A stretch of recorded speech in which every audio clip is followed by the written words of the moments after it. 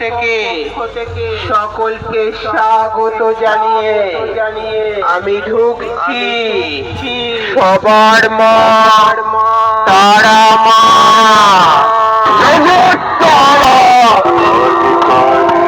কালী কালী মহাকালী কালী দেব পরমেশ্বরী। কল্পে কল্পে আমার আবির্ভাব মহাশক্তি রূপে, কখনো কালী কখনো দুর্গা কখনো বা রুদ্র শক্তি।